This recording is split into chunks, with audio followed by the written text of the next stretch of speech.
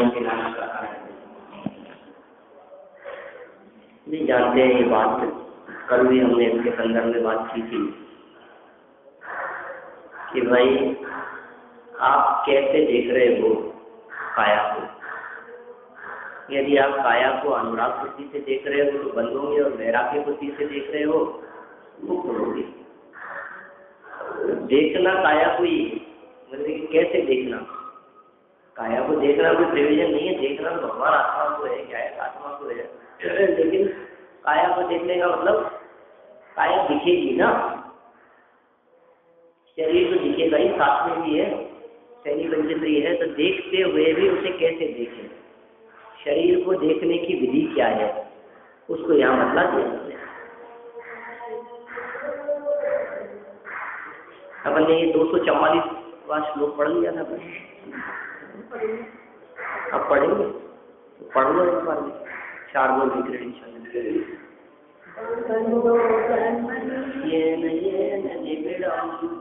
निष्पादितो करते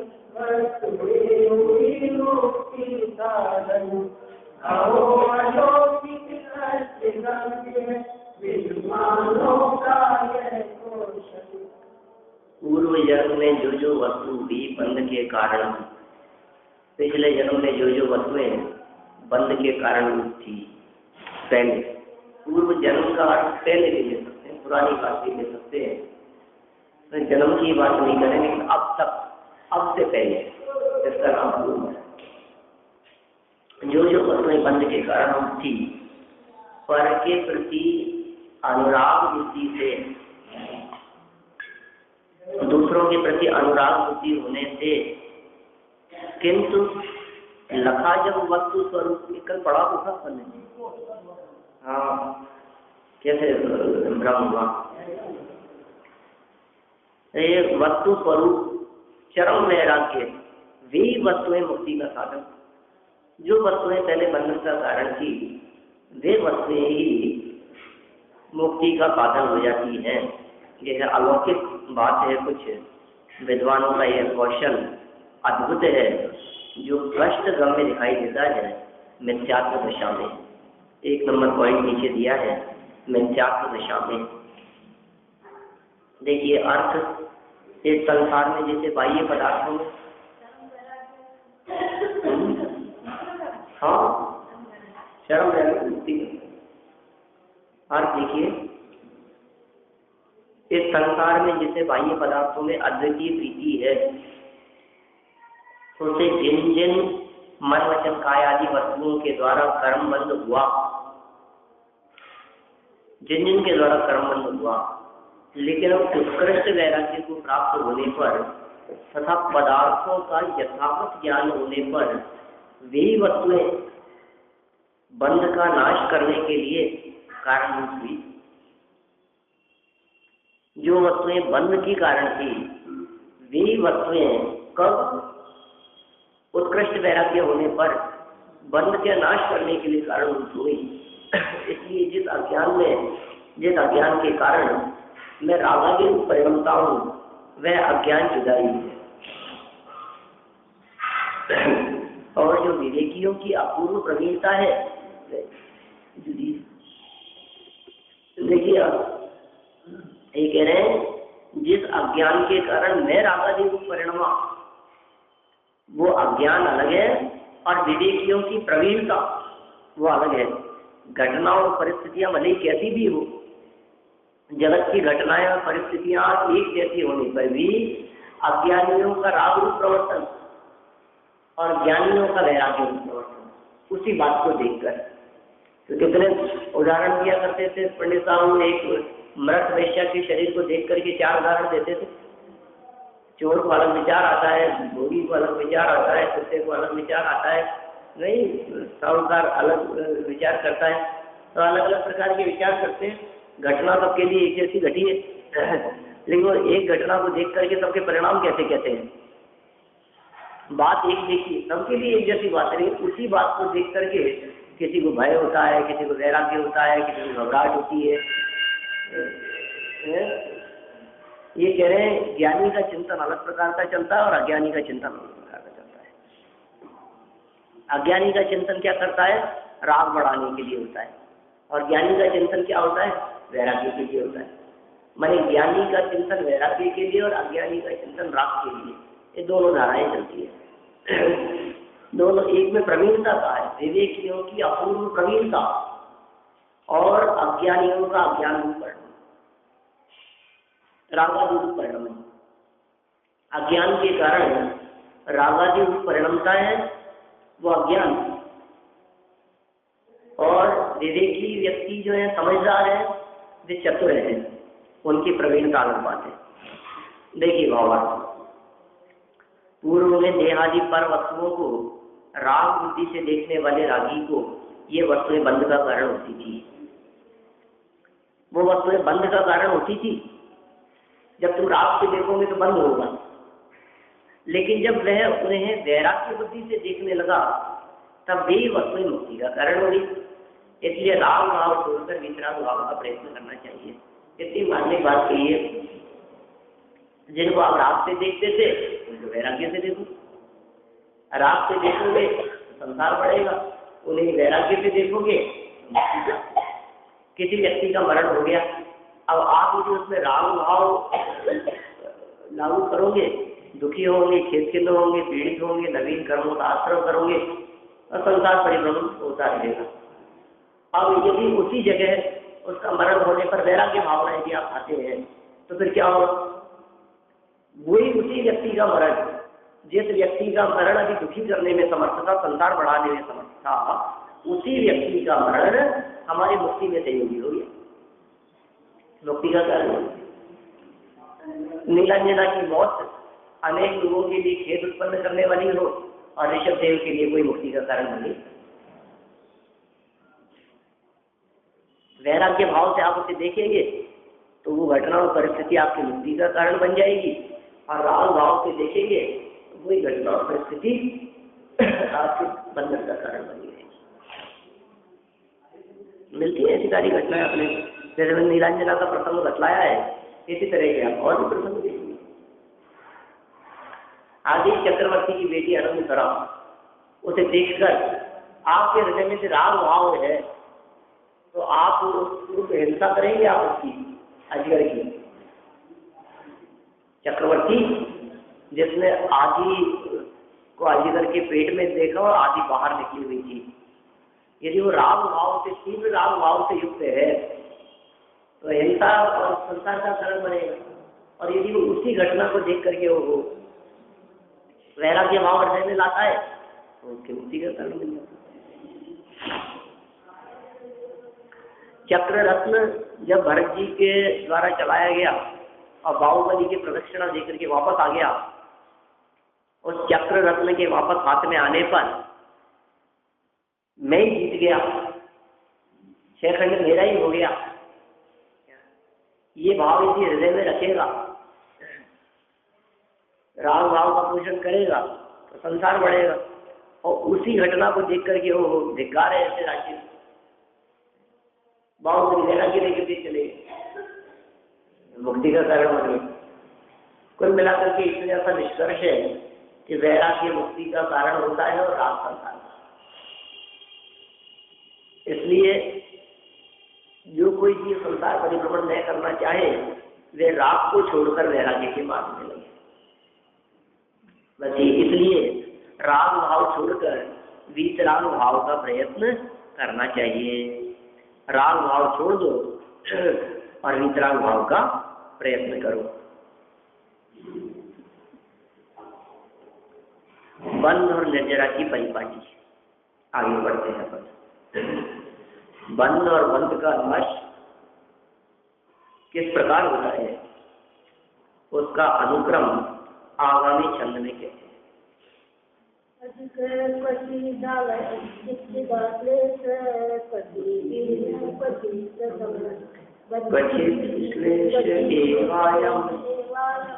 बंध मोक्ष क्रमवत्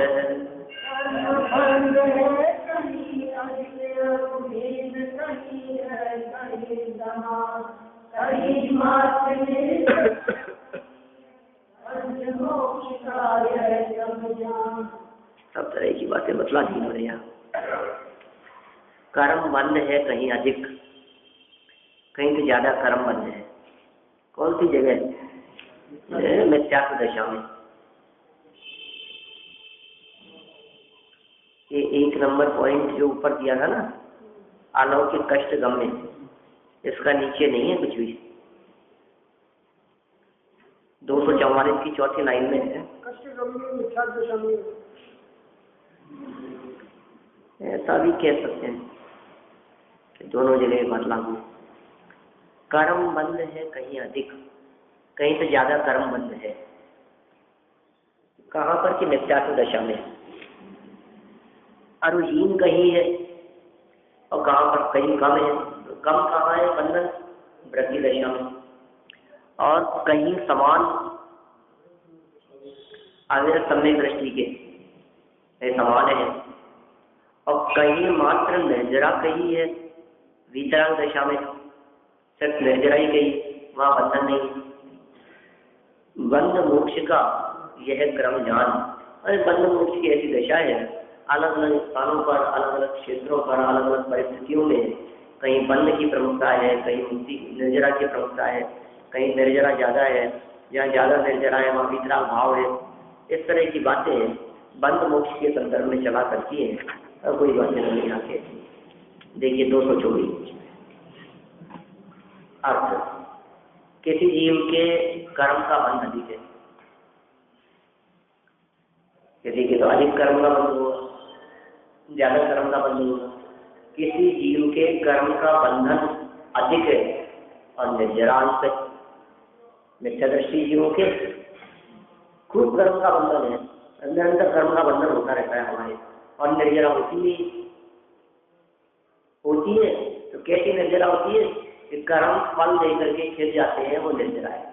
बस इतना। माने हमारे होने वाली निर्जरा वो कर्म का फल दे करके होने वाली निर्जरा है, और बंधन तो बहुत विशेष है। इसलिए किसी जीव में कर्म का बंधन अधिक है और निर्जरा अल्प है, और किसी जीव के कर्म का बंध अल्प है और निर्जरा अधिक।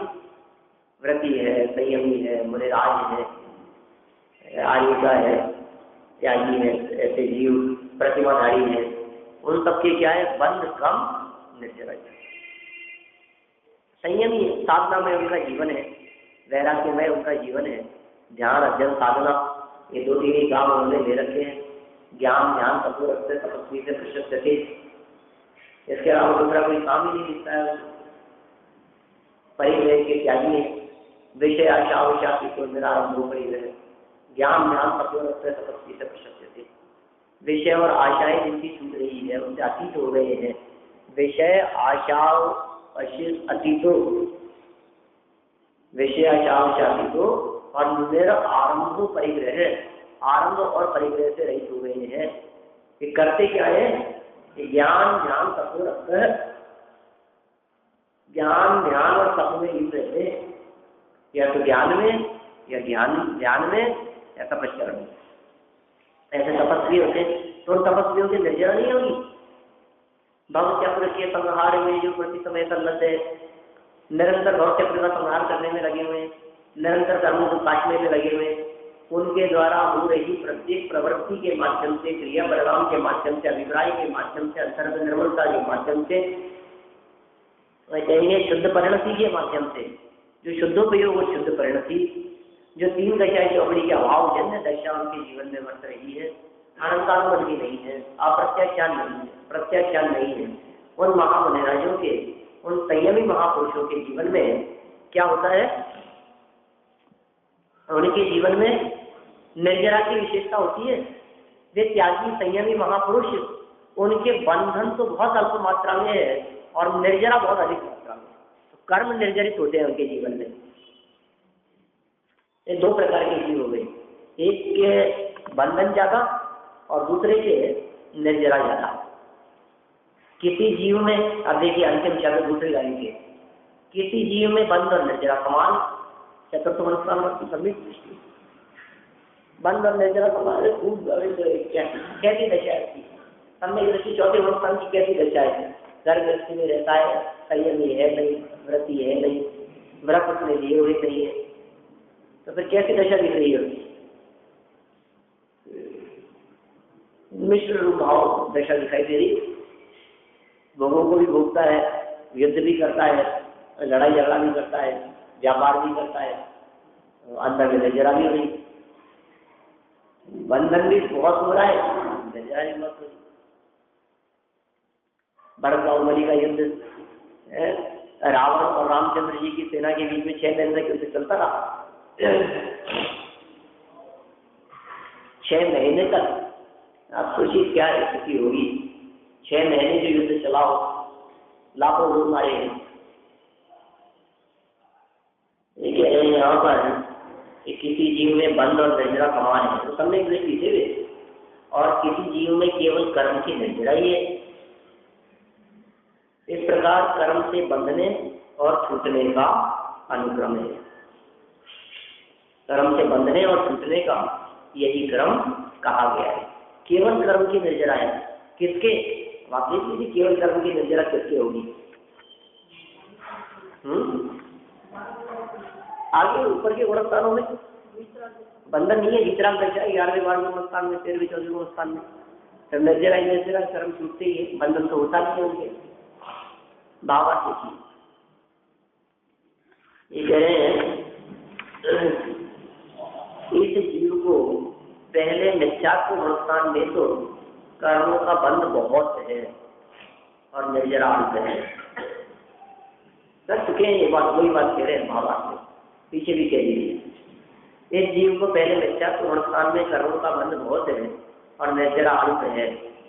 5वें और उससे आगे के गुणस्थानों में बंध अल्प है और निर्जरा बहुत।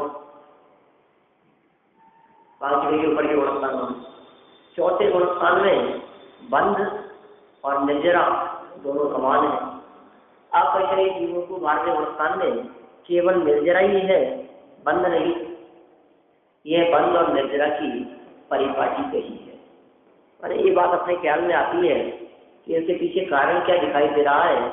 ऐसे जीवों को देखो जिन जीवों के बंधन नहीं है, सिर्फ निर्जरा ही है। कौन से जीव हैं जिनके बंधन नहीं है, सिर्फ निर्जरा ही है? अभी बताइए ना मैंने सभी बात। हाँ, अल्प निर्जरा होती है, अपने चल रही कर्म फल लेकर की लड़ रहे। हाँ, सिद्ध परमात्मा है।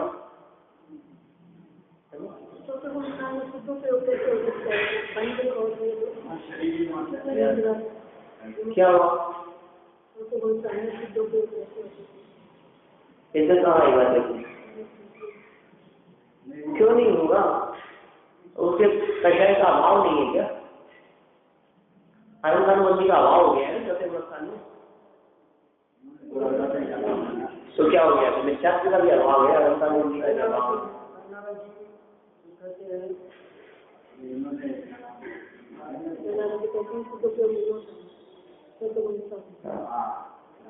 क्या है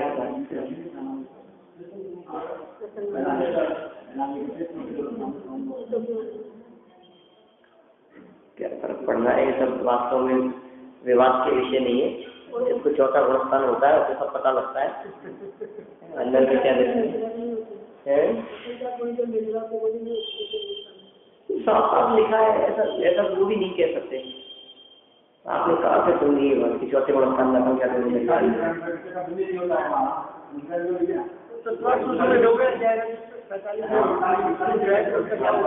सम्यक दृष्टि श्रावांगता दर्शन मोक्षान श्री मोजिला क्रमशः के पुनर्जरा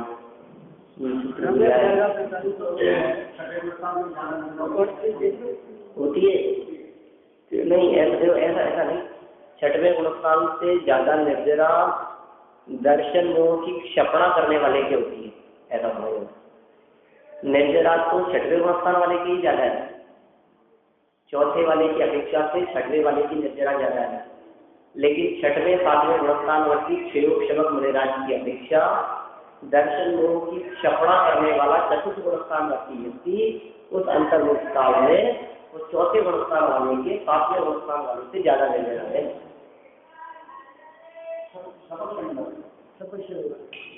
क्षपणा करते समय की बात इतना श्रेणी की बात आ गई है, श्रेणी तो दोनों ही चल रहे हैं। दर्शन मोह को क्षय करने की जो प्रोसेस उसकी चल रही है, उस अंतर्मुख काल में पुरुषार्थ की इतनी उग्रता होती है कि उस दौरान निर्जरा जाता है। क्षपणा को क्षय करना, दर्शन मोह को क्षय करने की। हाँ, तभी तो कह रही। छठवें सातवें वाले क्षयोक्षमक हो और चौथे वाला शाही सम्यक को प्राप्त कर रहा हो, उस दौरान अनंतान, इतना ही अनंतानुबंधी की विषय योजना के समय भी, अनंतानुबंधी की विषय योजना के समय भी निर्जरा ज्यादा है, और उससे भी ज्यादा निर्जरा दर्शन मोह की क्षय करने वाले की। क्षय कर चुका, अब नहीं है, अब नॉर्मल हो गया। सिर्फ उस दौरान ढगला में उठाई उसकी चर्चा, फिर आप कैसी बात कर रहे हो, वो संयमी है और ये गृहस्थ है, उससे इसके निर्जरा कैसे ज्यादा होगी। इसमें कोई दोष नहीं आता क्योंकि कार्य उत्कृष्ट ऐसा जवाब दिया है मेरे पास में। तो मूल में बड़ा आनंद आया विषय को पढ़ करके। मैंने कैसी विशिष्ट बात है। अरे भाई, क्षयोक्षम वाला छठवें सातवें गुणस्थान वर्ती हो गए तो भी अभी उसके संसार परिभ्रमण का काल परावर्तन हो सकता है। लेकिन दर्शन मोह की क्षपणा वाला भले चौथे गुणस्थान वाला हो, लेकिन वो मैक्सिमम तीसरे भाव में चला जाएगा, चढ़ेगा ही नहीं, कोई जरूरी नहीं है ना। छठवें सातवें तो ऊपर ही नहीं जाए, चढ़ भी जाए, श्रेणी भी नहीं चढ़े, आज तो पुत्र परावर्तन काल भी हो सकता है। क्षयोक्षमक वाले हम लोग उत्कृष्ट काल की बात करें, क्षय करने दृष्टि का उत्कृष्ट काल कितना, 3 दिन संसार में चले रहने का उत्कृष्ट काल। क्षय करने से 3 भाव में मोक्ष जाएगा, क्षयोक्षम करने से 15 भाव में उत्कृष्ट नहीं छूटे तो छूट जाए तो लंबा काल भी परावर्तन नहीं। अब बोलो आपको क्या कहना है, 41 कर्म प्रकृतियों का आश्रम नहीं होता उसकी समय दृष्टि में। हाँ, मिथ्या संबंधी 16 और अंतर्संबंधी संबंधी 25, 41 कर्म प्रकृतियों का आश्रम हो गया है। गुणस्थान चौथा हो गया है, निर्जरा हो गई है उसके। कैसे नहीं होगा?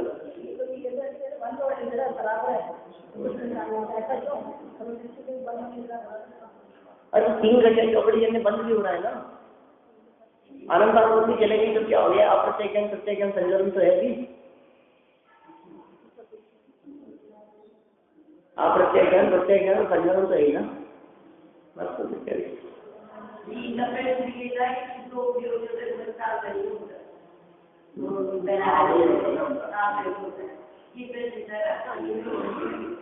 प्रश्न है कि समझा रहे हैं? प्रश्न तो ये होता है कि चौथे गुणस्थान में होता है कि नहीं होता। आप तो कह रहे हो कि नहीं होता, ठीक है, मत मानो, क्या कहें।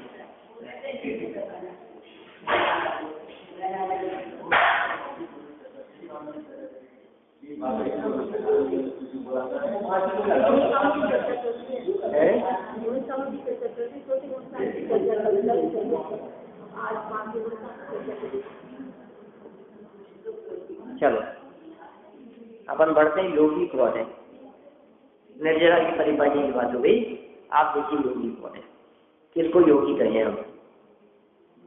जिसके कर्म अपना कार्य न कर सके, अर्थात नया शरीर उत्पन्न न कर सके, जिसकी ऐसी दशा हुई वह योगी है। कर्म अपना काम नहीं कर सके, कर्म बंधे तो थे लेकिन अपना काम नहीं कर सके, नवीन शरीर उत्पन्न नहीं करा सके, नवीन शरीर की प्राप्ति जिसे न होवे, जिसकी ऐसी दशा हुई वही योगी है। यह बात आगामी छंद में है, अनुष्ठुप छंद। यस्य पुण्यं च पापं च निष्फलं गलति स्वयं, न तस्य पुनराप्रवृत्तिः।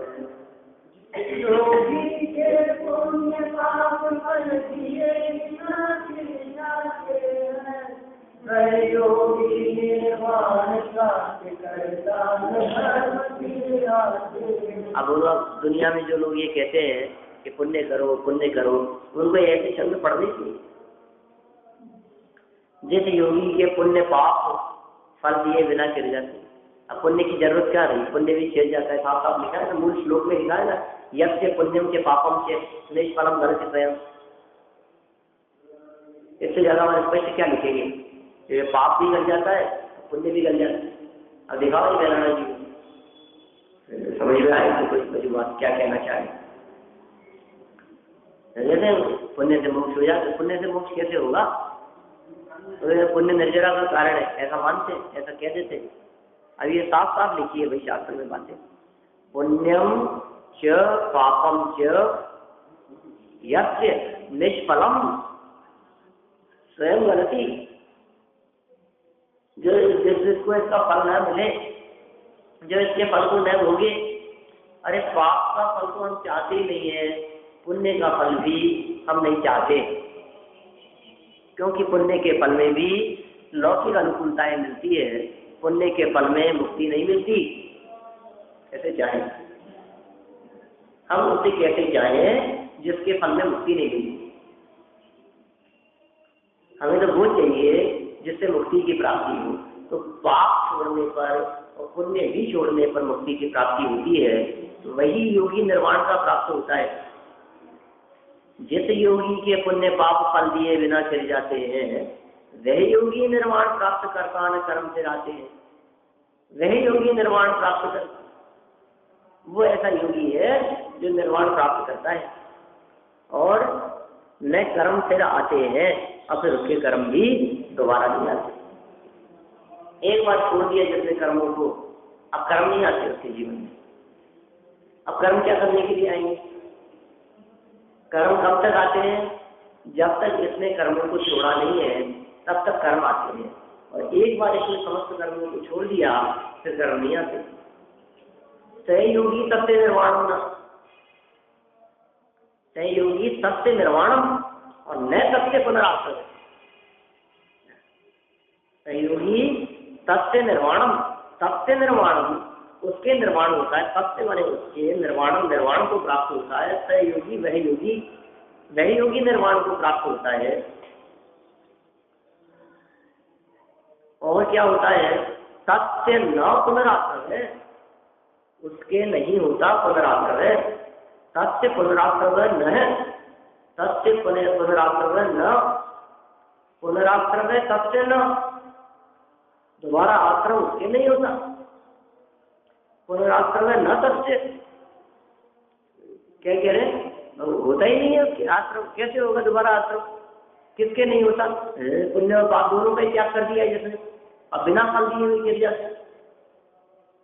ध्यान में बैठे, तपस्या करने के लिए बैठे, अपने उपयोग को अपने में एकाग्र किया, तो जो कर्म थे पाप और पुण्य दोनों ही कर्म जड़ जाते हैं, बिना फल दिए हुए नष्ट हो जाते हैं। देखिए आगे पर,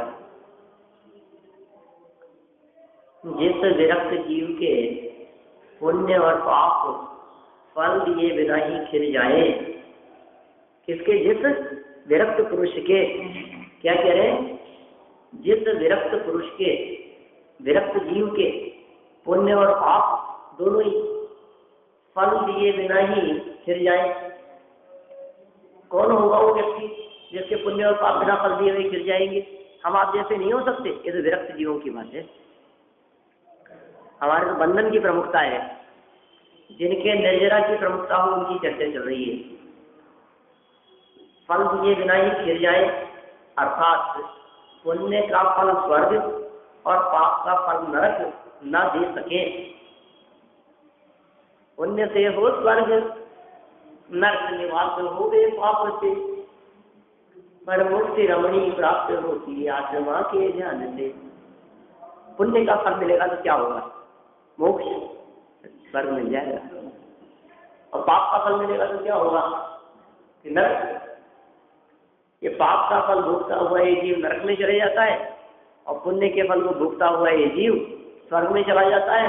लेकिन जो पाप का फल भी नहीं भोगता और जो पुण्य का फल भी नहीं भोगता, जो पाप और पुण्य दोनों के फल को भोगने का जिसने त्याग कर दिया है, पाप और पुण्य दोनों का फल ही जिसको नहीं आता, वे कर्म अंदर में पड़े नष्ट हो जाते हैं, खिर जाते बिना फल दिए हुए ही।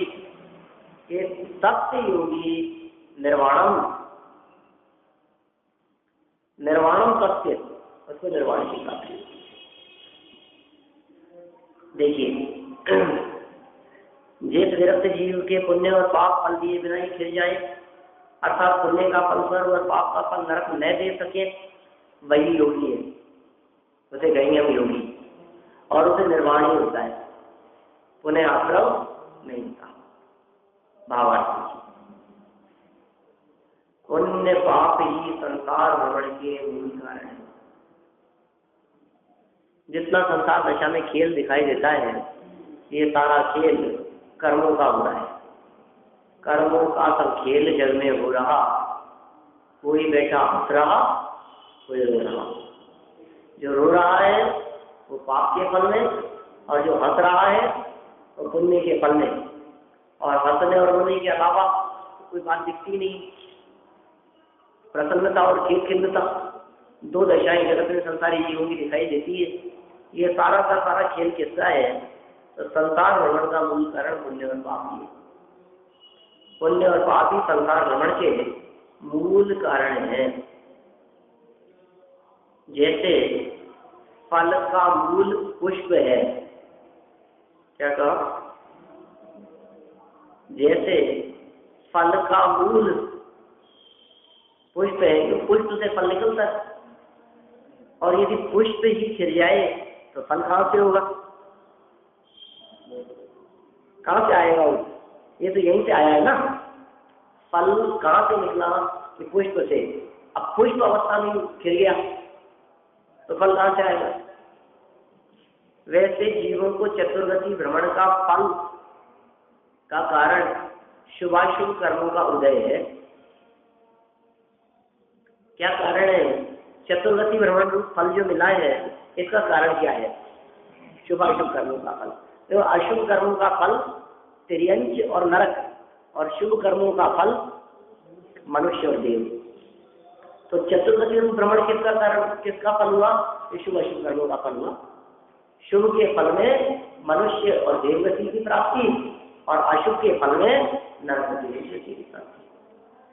तो शुभ और अशुभ दोनों मिलकर के चतुर्गति परिभ्रमण हो गया ना। जब पुण्य का उदय आएगा तो ऊर्ध्व गति हो जाएगी, पाप का उदय आएगा तो अधोगति होगी, और पुण्य पाप दोनों ने मिलकर के ऊर्ध्व अधोगति चारों गतियों के अंदर परिभ्रमण करा दिया। पुण्य पाप ही संसार भ्रमण के मूल कारण है। जैसे फल का मूल पुष्प है, यदि पुष्प ही खिल जाए तो फल कहाँ से होगा? वैसे जीवों को चतुर्गति भ्रमण रूप फल का कारण, चतुर्गति भ्रमण ये फल है। काय की सजा मिल रही है आपको? चतुर्गति के अंदर परिभ्रमण क्यों कर रहे हैं आप ये बताएं? चतुर्गति भ्रमण का असली कारण क्या है? तो ये कह रहे हैं उनका कारण शुभाशुभ कर्मों का उदय। चतुर्गति में परिभ्रमण का असली कारण क्या है? शुभाशुभ कर्मों का उदय। माने शुभाशुभ कर्मों का उदय न हुए तो इस जीव के चतुर्गति भ्रमण भी न हुए। लेकिन महामुनियों के शुभाशुभ कर्म ही गिर गए, तो नया शरीर कैसे होगा? और शुभ कर्म से अच्छा शरीर मिलता था, अशुभ कर्म से बुरा शरीर मिलता था, अब कर्म ही नहीं है तो कैसा शरीर मिलेगा? पुण्य से अच्छा शरीर मिला, पाप से बुरा शरीर मिला। पुण्य से निरोगी शरीर मिला, पाप से रोगी शरीर मिला। पुण्य से सुंदर शरीर मिला, पाप से भरपूर शरीर मिला। अब हम ये कह रहे हैं जिसके पुण्य और पाप दोनों ही नहीं होंगे उसको कैसा शरीर मिलेगा? तो ज्ञान शरीर ही हो जाएगा। पुण्य और पाप कर्म के फल से मिलने वाला शरीर उनके जीवन में कैसे होगा? वो तो ज्ञान शरीर ही हो जाते हैं, फिर उन्हें मुक्ति की प्राप्ति हो जाती है। तब से निर्वाण, उसको निर्वाण है ज्ञान शरीरी। तो ज्ञान शरीरी कौन होते हैं? ये सिद्ध परमात्मा। सिद्ध परमात्मा को ज्ञान शरीरी कहते हैं। शेराला का प्रांति ने तीसरी डाल में है सिद्ध परमात्मा के लिए ज्ञान शरीरी शब्द का प्रयोग किया है। देखिए, जीवों को चतुर्गति भ्रमण रूप फल का कारण शुभाशुभ कर्मों का उदय है। शुभ और अशुभ कर्मों का उदय है। किसका कारण? चतुर्गति भ्रमण का कारण। लेकिन महामुनियों के शुभाशुभ कर्म ही खिल गए तो नया शरीर कैसे होगा? नए शरीर प्राप्ति के लिए नया कर्म तो चाहिए। अब कर्म उनके है नहीं तो नया शरीर मिले कैसे? अरे भाई, जेब में पैसा है तो पैसे से सामान खरीद के लाओगे आप। अब जेब में पैसा खत्म हो गया तो सामान कैसे लाओगे? सामान कैसे मिले? खत्म, बैलेंस खत्म हो गया। लेकिन हमारे पास में नाम कर्म का बैलेंस था, नाम कर्म का बैलेंस था, उस बैलेंस से हमारे को शरीर मिल गया। अब नाम कर्म का बैलेंस खत्म हो गया, तब नया शरीर आखिर मिले कैसे? महामुनियों के शुभाशुभ कर्म ही खिल गए तो नया शरीर कैसे होगा? इसलिए उन्हें तो निर्वाण ही होता है। अब जिसके शरीर ही नहीं रहा अब वो संसार में क्या रहेगा? जिसके शरीर नहीं रहा अब वो मुक्ति में चला जाता है।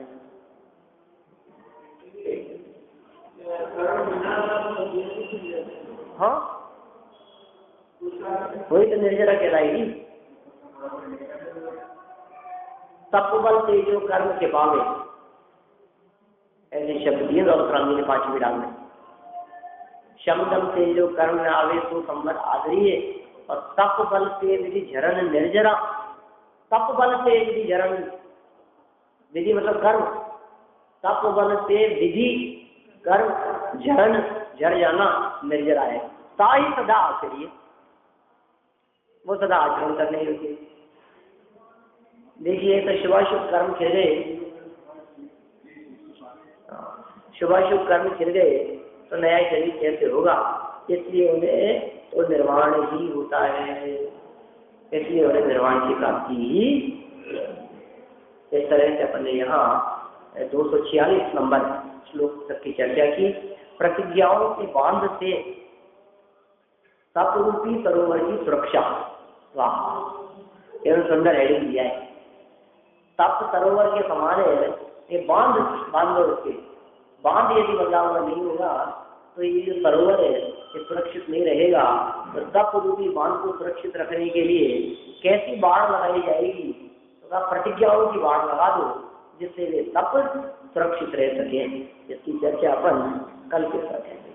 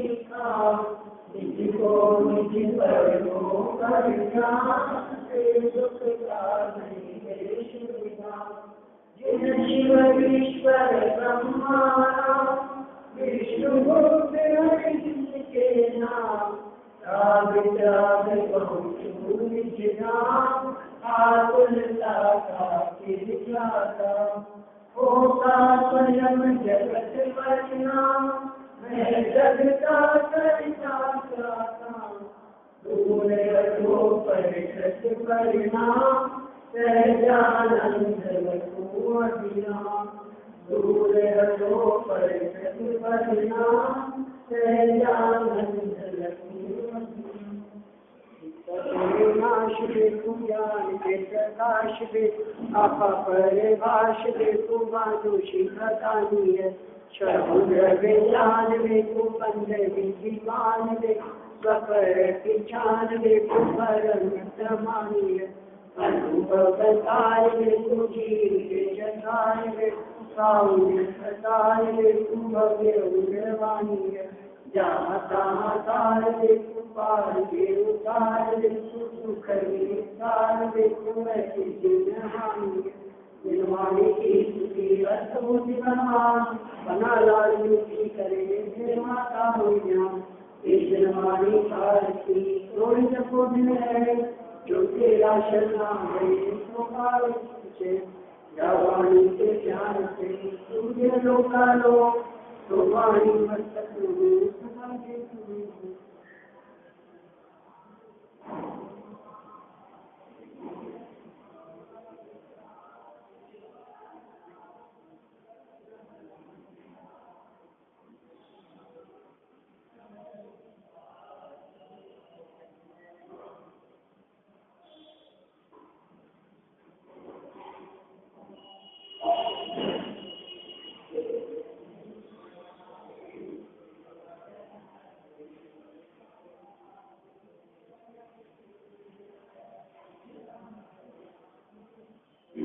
शांति